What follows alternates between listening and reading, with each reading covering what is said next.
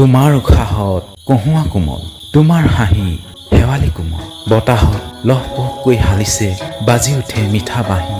শৰতৰ বতৰত প্ৰাণময় পৰিৱেশৰ মাজত ফুলি উঠা কহুৱা তুমি। কত কবি গায়কৰ বৰ্ণময় শব্দৰ এটা মিঠা নাম কহুৱা। নিৰ্মল আকাশৰ তলত শৰৎ আহিলেই ফুলি উঠা কহুৱা বনতে মনৰ ভাষা। প্ৰকৃতিৰ অনন্য কহুৱাবোৰ স্বাভাৱিকভাৱেই গজি উঠে নৈ, জান, বিলৰ পাৰত।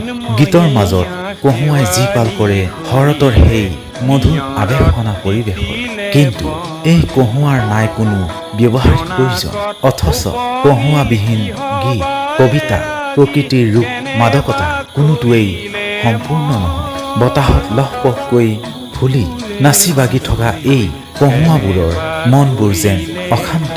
ভূপেন হাজৰিকাই গীতত কহুৱা বনক লৈ গাইছিল, কহুৱা বন মোৰ অশান্ত মন, আল ফুল হাতেৰে লোৱা সাৱটি। কহুৱাৰ সেই আল ফুলৰ আলসুৱাক গীতৰ মাজত তুলি ধৰোতে মনত ভাহি আহে নদীৰ পাৰত শৰতৰ বতৰত ফুলি উঠা এক সৌন্দৰ্যৰ পৰিৱেশ। এই আলসুৱা মাজতেই অশান্ত মনৰ একো নয় ভাহি উঠেহি দূৰৈ নীলা আকাশৰ শুকুলা ডাৱৰৰ ফাকে ফাকে উৰি ফুৰা মন। কহুৱাক লৈ বহু কথা, কহুৱাক লৈ বহু আকুলতা।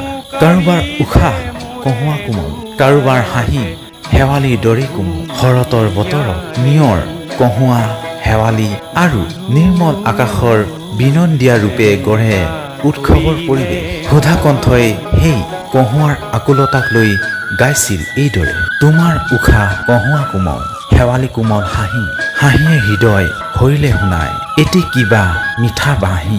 হীৰেণ ভট্টাচাৰ্যৰ কবিতাটো কহুৱাই পাঠ পাইছিল। স্তব্ধতা ভাগে কোমল কহুৱা ফুলে, কবিতাৰো বতৰ আছে আহিনৰ আকাশে কাণে কাণে কলে। আহিনৰ লেণ্ডস্কেপত কবিয়ে লিখিছিল, শেষ হৈ গল লুব্ধ আকাশৰ হিংস্ৰোৎসৱ, উখল মাখল পথাৰত এতিয়া বলিছে সেউজীয়া ধন। উতনোৱা চঞ্চল বতাহে ৰূপোৱালী নৈ পাৰে পাৰে কহুৱাক নচুৱাই ভাল পায়। নৈ পাৰৰ সেই কহুৱা ফুলে প্ৰকৃতিক সজীৱ কৰি তোলে, একেদৰে সজীৱ কৰি তোলে কবি সাহিত্যিকক। কহুৱা দেখিলেই মন বতাহত নাচে, কহুৱা এতিয়া এক আৱেগৰ নাম। নৈ পাৰত কহুৱাই কথা কয়, যি পাল হয় আহিনৰ দিন।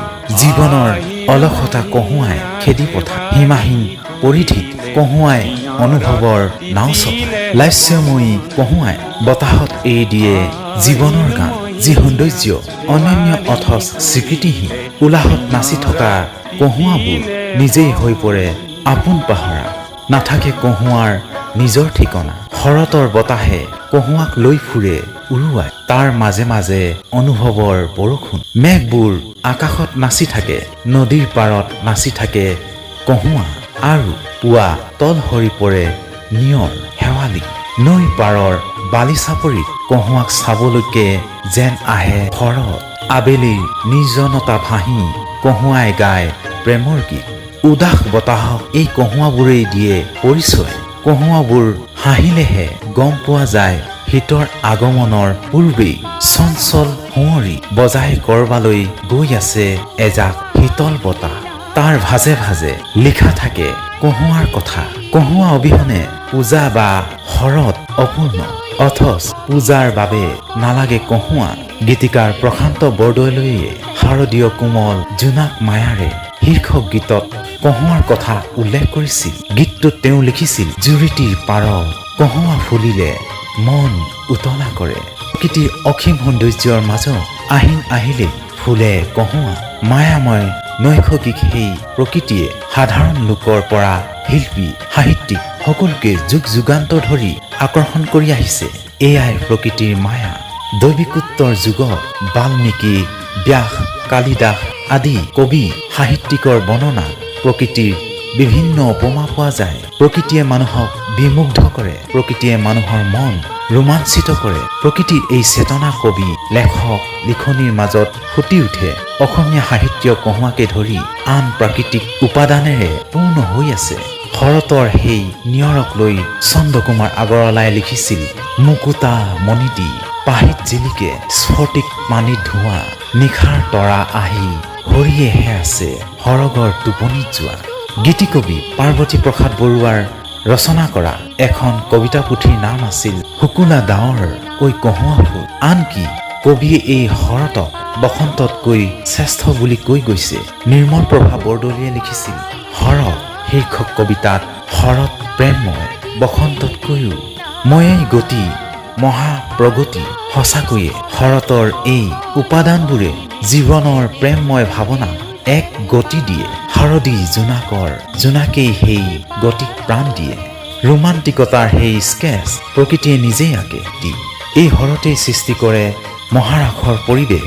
সেই পৰিৱেশ কিমান মনোৰম হ'ব পাৰে সেই কথা গুৰুজনাৰ সৃষ্টিতে ফুটি উঠিছিল।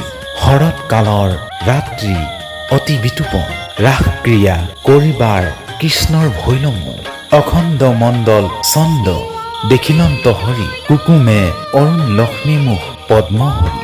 নৱকান্ত বৰুৱাই কহুৱাৰ কথা লিখিছিল এইদৰে সৌ পথাৰৰ কহুৱা ফুল নীল আকাশত কোনে সজালে।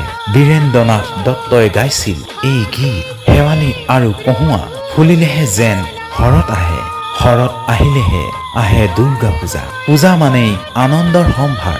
কহুৱাৰ মায়াই সকলোকে হাত বাউলি মাতে। সেয়েহে কহুৱা আমাৰ এক অংগ হৈ পৰিছে। কোনোবাই যদি নৈৰ পৰাৰ কহুৱালৈ উৰিব খোজে, আন কোনোবাই সেই বিনন্দীয় পৰিৱেশৰ মাজত নিজৰ মনটোক কহুৱা কোমল কৰি প্ৰেমময় পৃথিৱীত এৰি দিয়ে। জুবিন গাৰ্গৰ সেই কমুৱা তোলা হৈ গীতটি প্ৰাকৃতিকভাৱে প্ৰকৃতিয়ে পৃথিৱী সজাই চোতালৰ তল সৰা শেৱালিয়ে আমোল মূল গোন্ধ বিলাই শৰতক আদৰে। নৈ পাৰৰ কহুৱাই শুভ্ৰ পোচাক বতাহত হালি জালি বিলাই শান্তি আৰু প্ৰেমৰ বাণী। ধাননি পথাৰত সেউজ ধানবোৰৰ দীঘল পাতৰ আঁৰত লাগি থাকে মুকুতাৰ মণিৰ দৰে নিয়ৰ। এয়াই শৰতৰ মাদকতা। এই সকলোবোৰ সৈতে সংগী হয় কুঁৱলী। এক কোমল সুবাসত প্ৰকৃতিয়ে ৰচে শৰৎ অহাৰ পটভূমি। কহুৱা অবিহনে শৰৎ পূৰ্ণ নহয়। বাটে পথে গৈ থাকোঁতে দূৰৈৰ পৰা দেখা কহুৱাই হাত বাউলি দি জনায় শৰতৰ আগমনৰ কথা। কবি সাহিত্যিক সকলোৰে অনুভৱত কহুৱা আছে। শাৰদীয় জোনাকৰ পৰশত কহুৱা দৰা আৰু ধুনীয়া হৈ পৰে। নৈৰ পাৰৰ কহুৱা বনে কেতিয়াবা কাৰোবাক গীতকে গায়।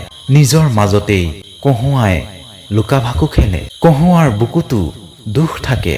নিৰ্মল আকাশৰ তলত শুভ্ৰ ৰং ছটিয়াই কহুৱাই স্নিগ্ধ জোনাকৰ সৈতে কত শৰতক স্বাগতম জনাইছে। কত সপোনৰ কৰণীত কহুৱাই দূৰৈৰ পৰাই ৰং সানি দিছে।